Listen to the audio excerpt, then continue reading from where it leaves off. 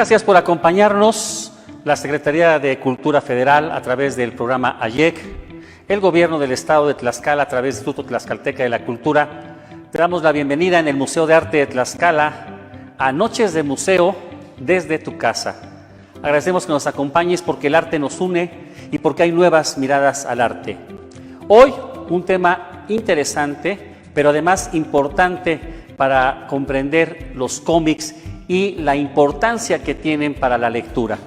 Agradezco que hoy nos acompañe un excelente conocedor del tema, amigo mío además, y me da muchísimo gusto decirlo y compartirlo, una gran experiencia, conferencista, fotógrafo, promotor cultural, mediador de lectura, en fin, me llevaría yo toda la presentación en hablar sobre el trabajo que él ha realizado cultural en Tlaxcala. El maestro Roberto Murillo. Muchísimas gracias, maestro, por acompañarnos. Gracias, maestro. No, al contrario, muchísimas gracias a ustedes por la invitación.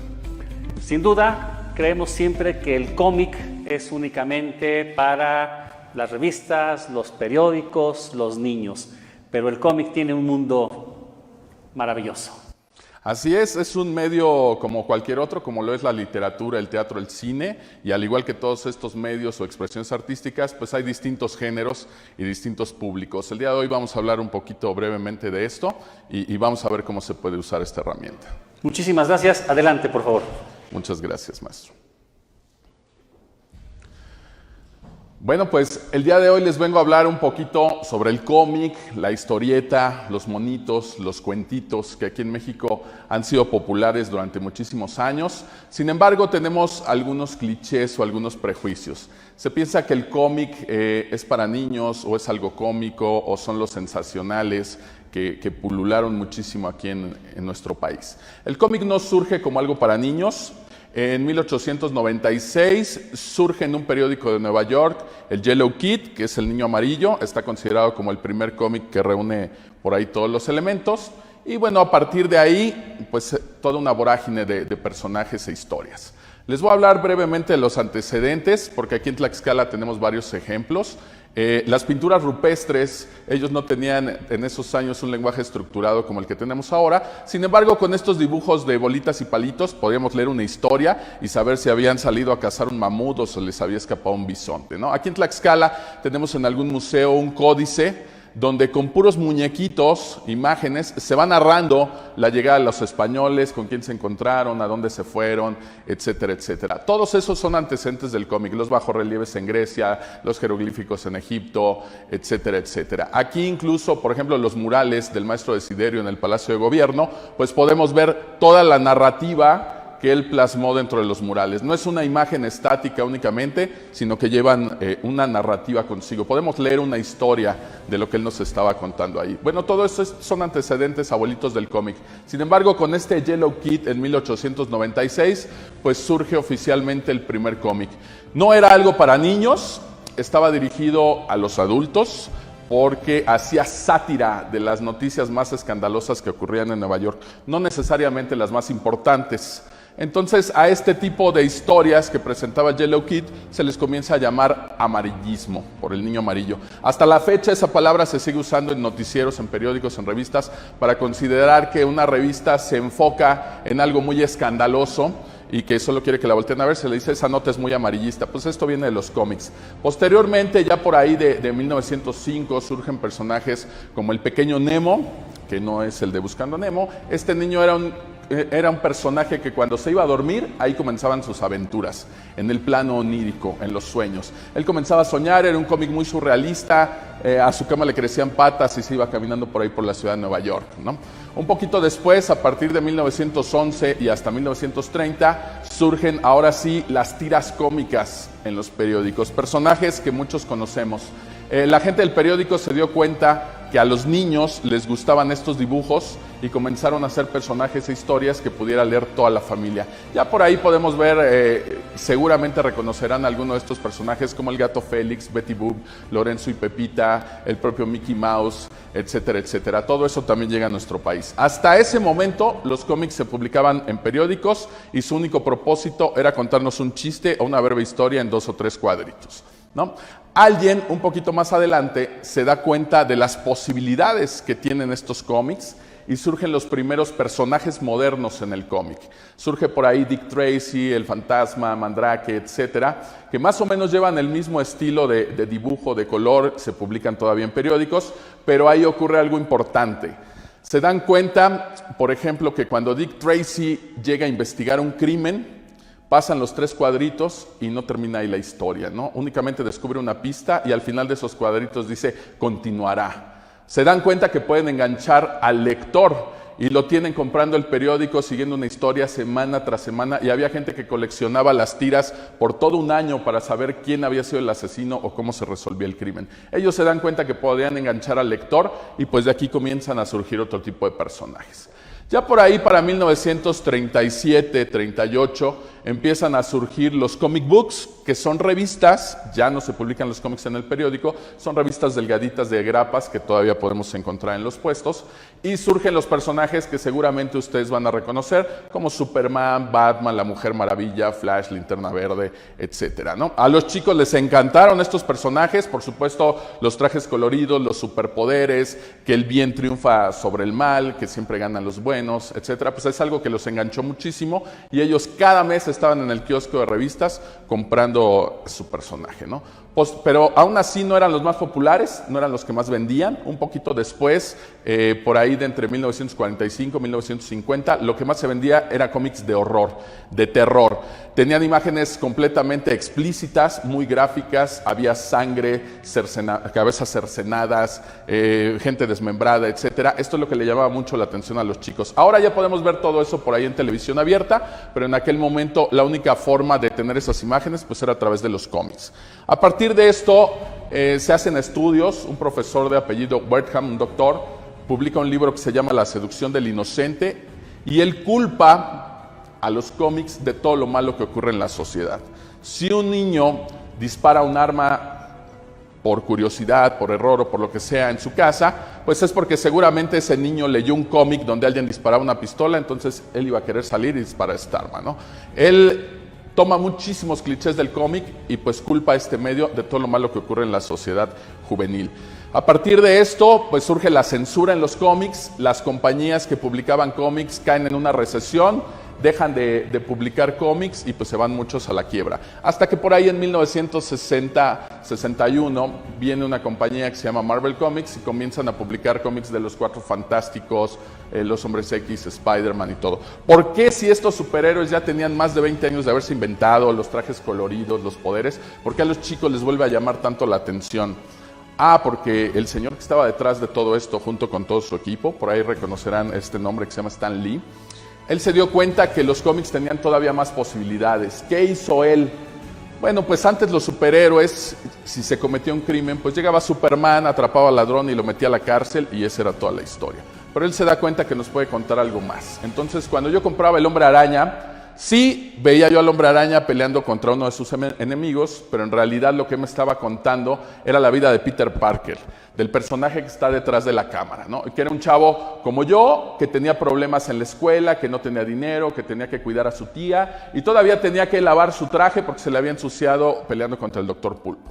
Probablemente reconozcan otro título como Los Hombres X. Bueno, sí, eran chavos, raros, eran mutantes, tenían poderes, pero de lo que él me estaba hablando ahí era de racismo, de segregación, de un grupo minoritario que no era bien aceptado o bien visto dentro de la sociedad. De eso me hablan Los Hombres X. A partir de ahí, pues muchos se engancharon con estas historias que se siguen publicando hasta la fecha, pero nos dio posibilidades de lo que se puede hacer con el cómic.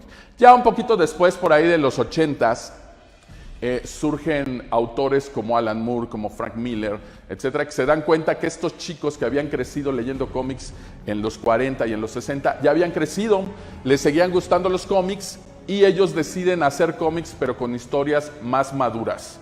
Empiezan a hacer personajes como este de La Máscara, que aparece en todos lados con Anonymous. Es de un cómic que se llama V de Vendetta. Hace una crítica a una sociedad totalitarista, en este caso Inglaterra, y para combatir ese totalitarismo surge el personaje de La Máscara y pues pelea contra esto, ¿no? Este mismo autor, Alan Moore, hace Watchmen, Y él se pregunta en ese momento, ¿qué ocurriría si allá afuera en verdad existieran los superhéroes, ¿no? ¿Qué ocurriría con nosotros como sociedad? Él llega a la conclusión de que no nos gustaría que hubiera por ahí un tipo superpoderoso que pudiera hacer lo que se le viniera en gana. La sociedad no los aceptaría, tendrían que estar regulados por el gobierno y nos muestra unos superhéroes en decadencia. Una crítica a Estados Unidos, ¿no? Surgen historias como lo de Frank Miller con El regreso del Caballero Nocturno, con Batman, donde él pone un Batman viejo, acabado, ya con más de 60 años, que no se puede mover bien, y sin embargo él decide regresar a combatir el crimen en Ciudad Gótica. No es una historia de peleas, hay una crítica también a la sociedad, hacia Estados Unidos, nos muestra personajes de derecha como Superman y personajes muy contrastados de izquierda como lo sería Batman, ¿no? Pero hasta aquí, bueno, todos esa es más o menos una breve historia de cómo se va desarrollando el cómic.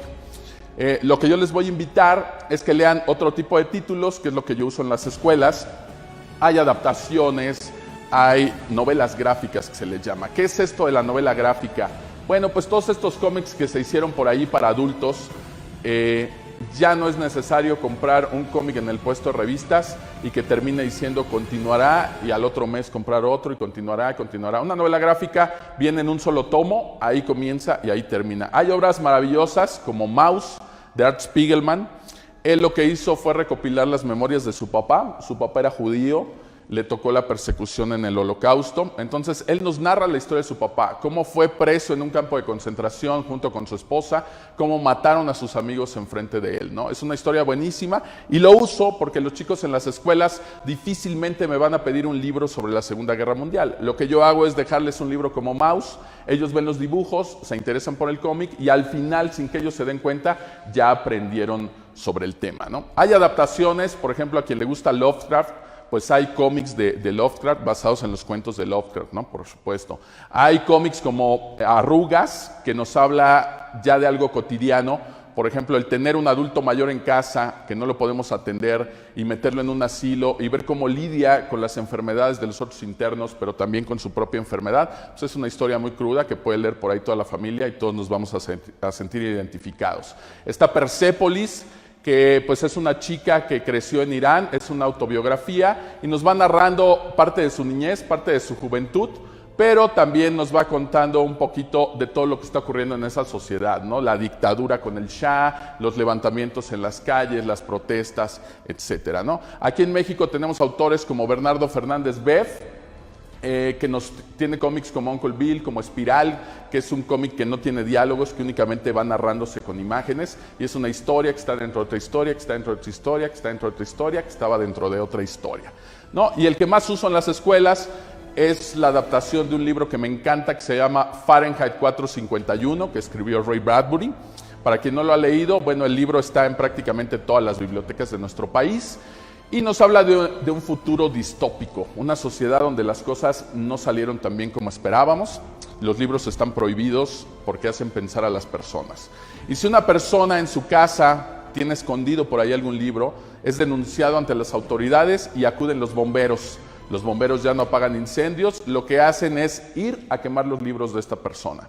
Esta es la historia de Montag, uno de estos bomberos, que cuando él comienza a darse cuenta cómo las personas defienden tanto sus libros, hasta con su propia vida, pues él comienza a cuestionarse si lo que está haciendo está bien o está mal. Y eso nada más es apenas el inicio de la historia.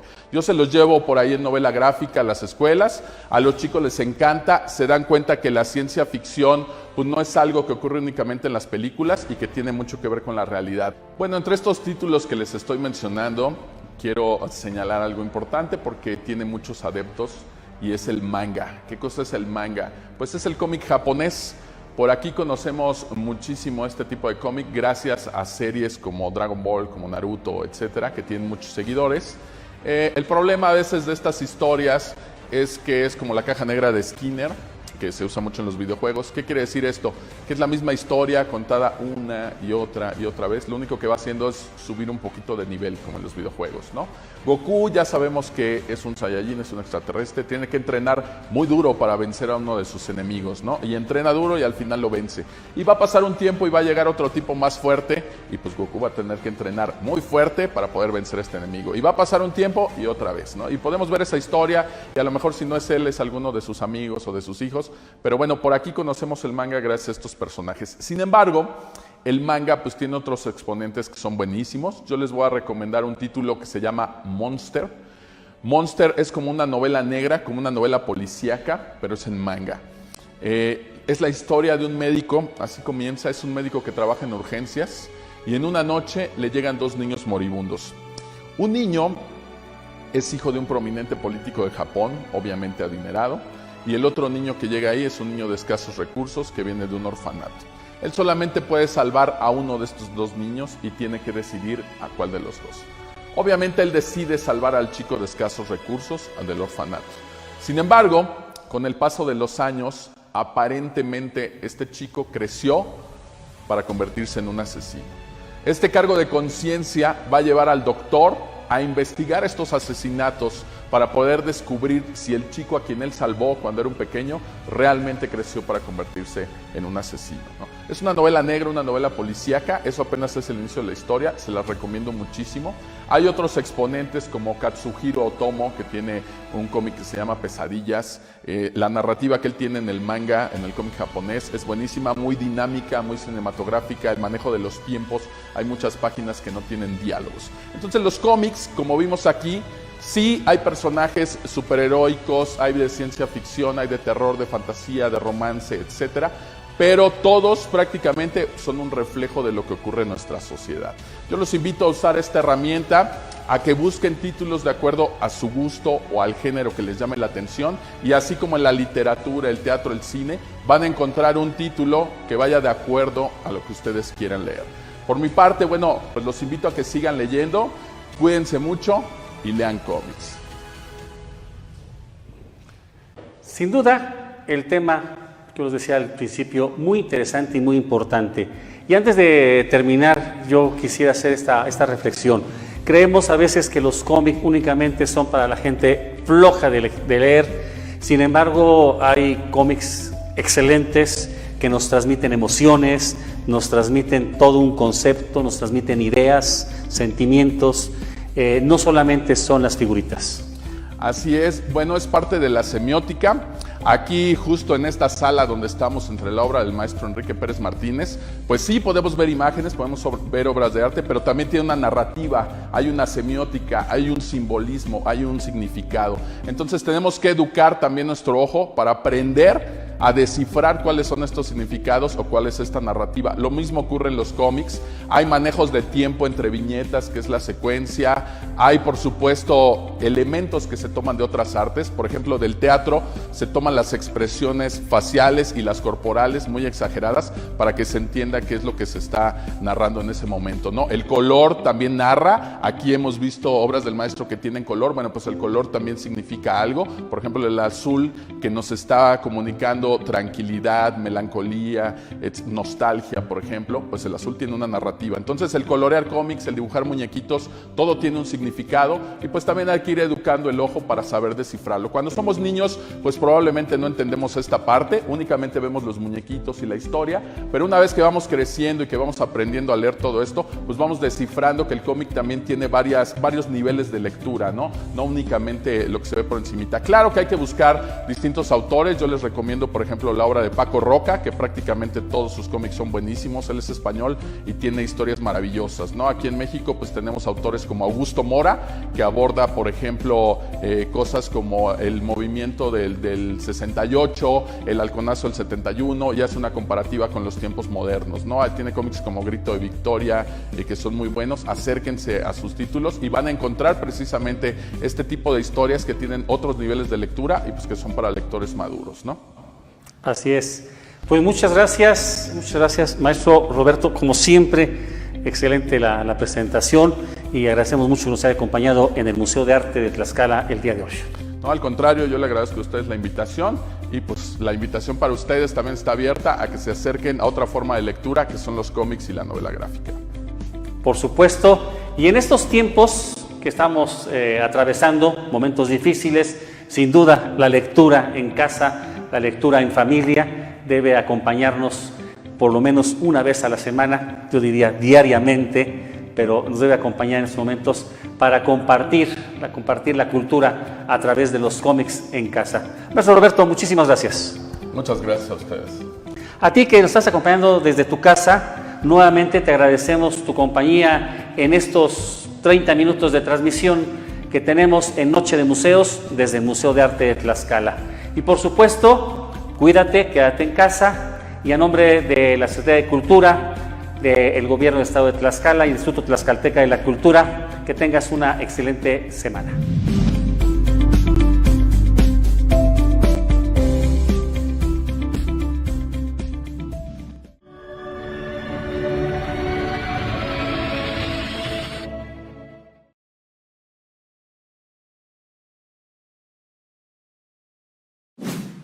Gobierno de México.